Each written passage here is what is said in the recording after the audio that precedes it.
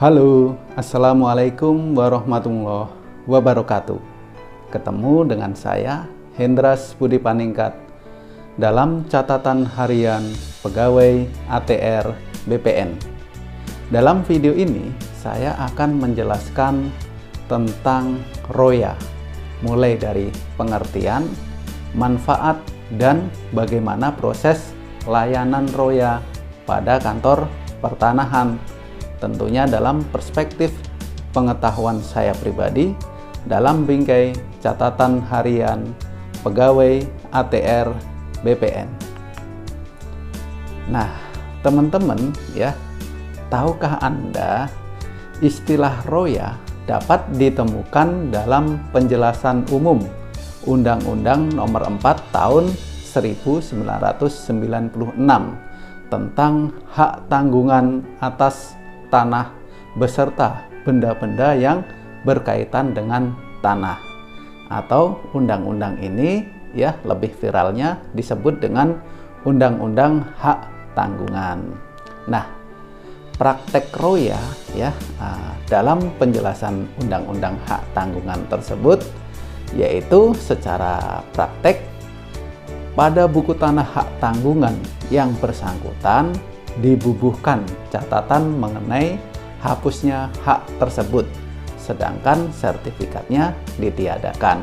Nah, pencatatan serupa yang disebut pencoretan atau lebih dikenal sebagai ROYA. Nah, ROYA itu juga dilakukan pada buku tanah dan sertifikat hak atas tanah yang semula dijadikan jaminan. Nah, teman-teman kan tahu ya, kalau sertifikat tanah kita digadaikan, disekolahkan ya, dijadikan jaminan di bank, tentunya sertifikat kita akan diberikan catatan sedang diikat hak tanggungan. Nah, ketika kita sudah melunasi hutang-hutang tersebut dengan mencicil secara terus-menerus dan diberikan surat keterangan lunas, nah selanjutnya catatan hak tanggungan tersebut dilakukan permohonan penghapusan ya. Jadi sertifikat tanah ya, sertifikat hak atas tanah yang sudah dibubuhi catatan tersebut ya, nanti diserahkan kembali kepada pemegang haknya ya. Catatan hak tanggungan sudah dihapus dengan dilakukan ROYA ya. Dengan demikian, berdasarkan penjelasan dari Undang-Undang Nomor 4 Tahun 1996, ROYA adalah pencoretan pada buku tanah ya, hak tanggungan, buku tanah hak tanggungan, karena tanggungan tersebut telah hapus, artinya sudah lunas. Nah, teman-teman, seperti apa sih manfaat dari ROYA ya? Manfaat ROYA yaitu sebagai dokumen atau keterangan yang penting untuk menyatakan sebuah aset tanah telah bebas hutang dari lembaga peminjaman bank. Nah, ini ROYA penting ya. Kalau belum di ROYA, otomatis catatannya masih ada. Nah, penghapusan hak tanggungan pun diatur dalam pasal 18 ayat 1 Undang-Undang Hak Tanggungan. Nah, apa aja di sini? Ada 4 ya. Yang pertama, penghapusan utang yang dijamin dengan hak tanggungan. Yang kedua, dilepaskannya hak tanggungan oleh pemegang hak tanggungan. Yang ketiga, pembersih hak tanggungan berdasarkan penetapan peringkat oleh Ketua Pengadilan Negeri. Dan yang terakhir, gugurnya hak atas tanah yang dibebani hak tanggungan. Nah, jadi teman-teman, dengan lunasnya hutang atau pinjaman Anda di bank ya, sertifikat yang sudah disekolahkan sudah ditebus ya. Lalu teman-teman mendapatkan surat keterangan ROYA atau surat keterangan lunas dari bank.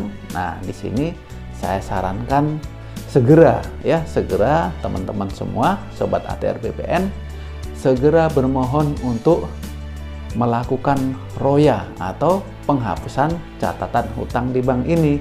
Kenapa? Karena ini sangat penting ya. Jadi sama pentingnya dengan ketika Anda membeli sebidang tanah sudah bersertifikat, sudah ada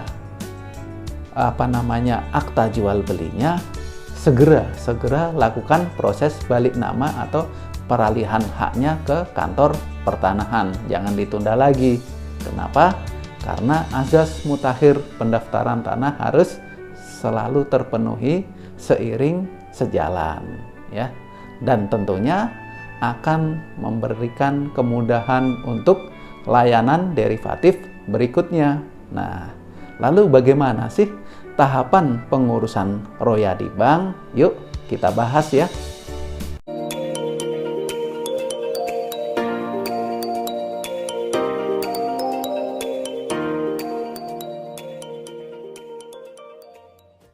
Tahapan permohonan roya di kantor pertanahan, di sini saya akan jelaskan ya. Yang pertama, mulai dari informasi kegiatan. Jadi dalam aplikasi komputerisasi kegiatan pertanahan atau KKP, nama layanan ini adalah roya ya. Masuk dalam kelompok pelayanan hak tanggungan ya. Kelompok pelayanan hak tanggungan. Lalu berapa lama durasi dari layanan roya?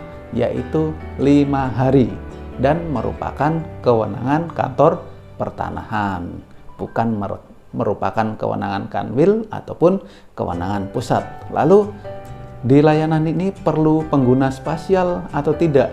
Perlu operasi spasial atau tidak? Jawabannya tidak ya, karena tidak memerlukan proses spasial, pengukuran ataupun penggambaran. Tetapi diperlukan syarat spasial. Nah, selanjutnya layanan ini dapat diakses online oleh PPAT ya. Nah, dapat diakses online juga oleh masyarakat. Oke. Lalu selanjutnya yaitu masuk di persyaratan roya. Nah, persyaratannya apa aja? Yang pertama yaitu teman-teman mengisi formulir permohonan roya yang telah disediakan di kantor pertanahan. Yang kedua, tentu menyiapkan fotokopi kartu tanda penduduk KTP dan kartu keluarga, tentunya yang sudah elektronik dan telah dicocokkan oleh petugas loket atau petugas verifikator berkas. Dan yang ketiga, teman-teman menyerahkan sertifikat hak atas tanah aslinya. Lalu sertifikat hak tanggungan asli dan menyerahkan surat keterangan roya atau surat bukti lunas dari bank. Biasanya dinamakan surat pengantar roya dari bank. Oke.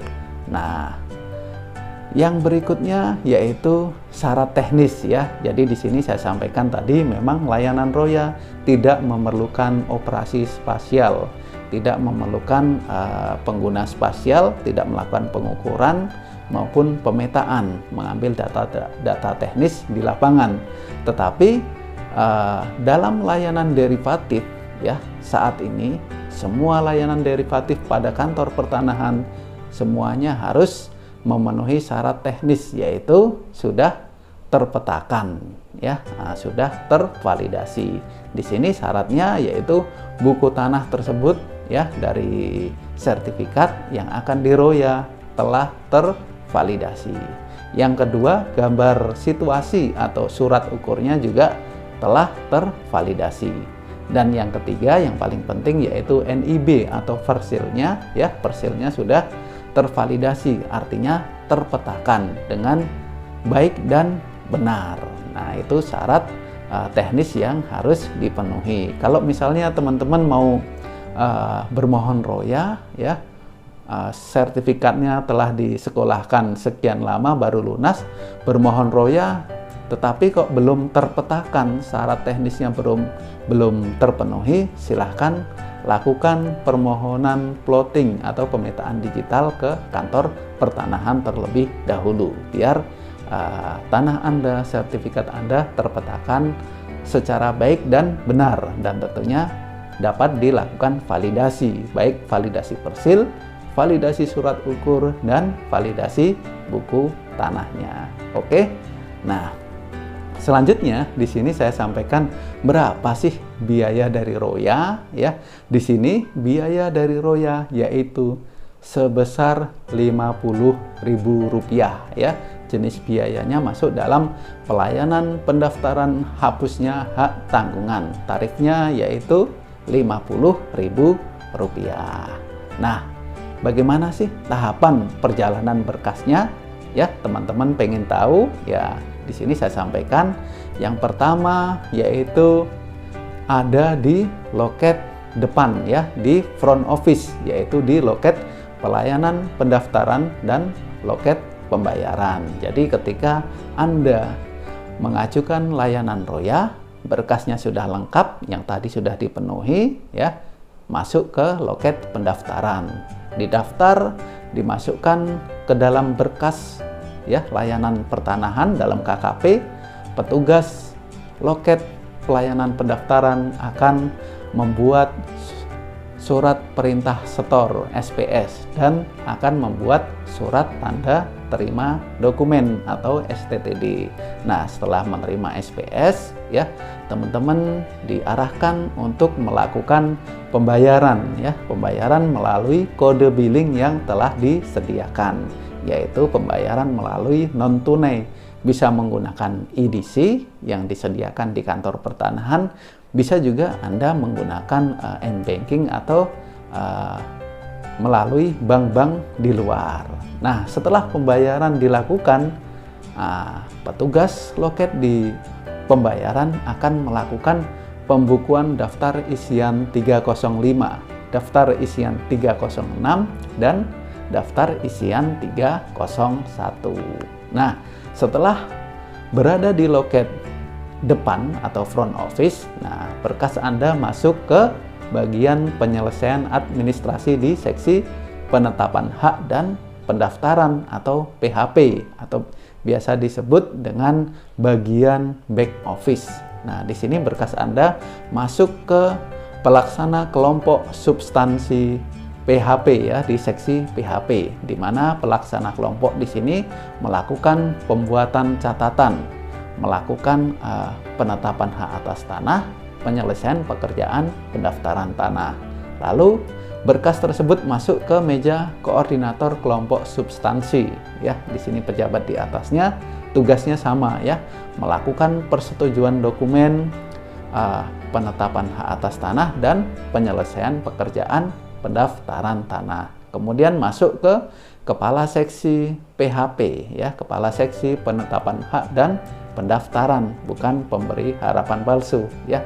Di sini tugasnya sama, yaitu melakukan persetujuan dokumen penetapan hak atas tanah dan penyelesaian pekerjaan pendaftaran tanah. Kemudian berkas tersebut secara sistem masuk ke kepala kantor pertanahan ya, masuk ke kepala kantor pertanahan. Di sini tugasnya sama, yaitu melakukan persetujuan dokumen ya, CTRY, catatan royanya disetujui, lalu penetapan hak atas tanahnya, DI 307-nya disetujui, penyelesaian pekerjaan dan penyelesaian pekerjaan pendaftaran tanah, pembukuannya yaitu di DI 208. Setelah selesai di kepala kantor, kembali lagi berkas tersebut ke pelaksana kelompok substansi pendaftaran tanah. Nah, di sini setelah dicek, nah berkas tersebut kembali ke loket di penyerahan bagian front office. Nah, itulah teman-teman sedikit informasi tentang Roya ya. Jadi teman-teman, saya ingatkan kembali, kalau sudah membeli tanah, dilihat ya sertifikatnya. Nah, walaupun sudah dilunasi, kok masih ada catatan hak tanggungan. Ya, ini dilihat kembali. Kalau masih ada, segera diurus, lakukan segera permohonan penghapusan hak tanggungan atau Roya di kantor pertanahan tempat bidang tanah tersebut berada. Oke. Nah, terima kasih ya, mudah-mudahan bermanfaat ya. Jangan lupa like, share, komen, dan tentunya subscribe ya, biar channel ini tetap semangat dan berkembang. Saya Hendras Budi Paningkat. Terima kasih. Assalamualaikum warahmatullahi wabarakatuh.